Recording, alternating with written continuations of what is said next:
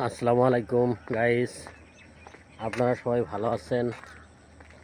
আমি এখন বর্তমানে টঙ্গীর অদূরে তুরাগ নদীর তীরের ফুটপাত দিয়ে হাঁটতেছি।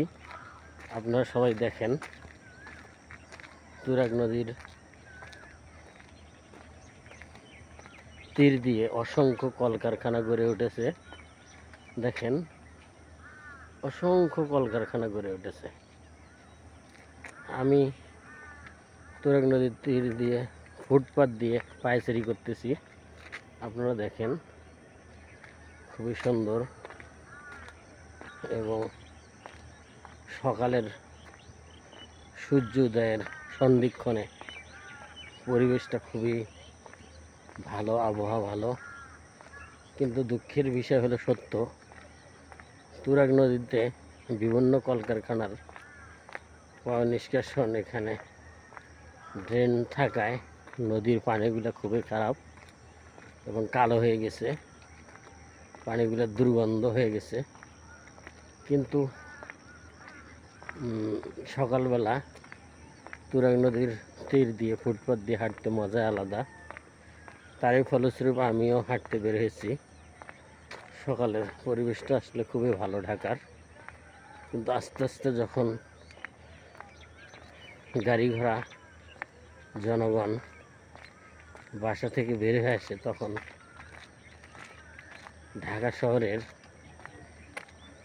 রাস্তাঘাট, শহর বন্দর যাবতীয় সব কিছু ধুলাতে নিমজ্জিত হয়ে যায়, যা বসবাসযোগ্য নয়।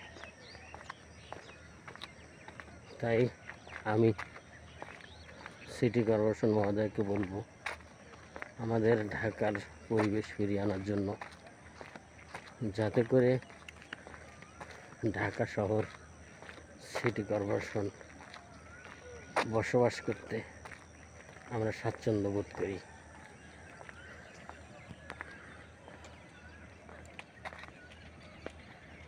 দেখেন আপনারা সবাই,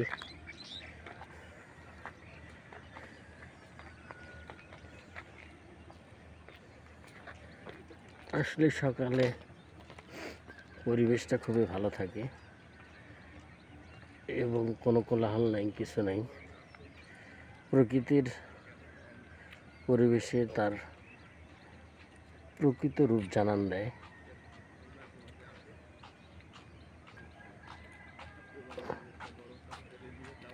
আপনারা সবাই দেখেন, তুরাগ নদীর তীর দিয়ে সকালবেলা অসংখ্য মানুষ পায়চারি করতেছে।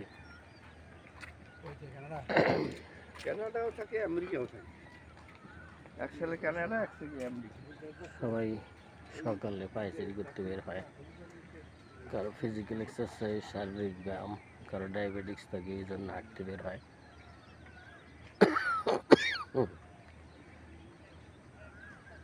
প্রিয় গাইস, আজ এই পর্যন্ত।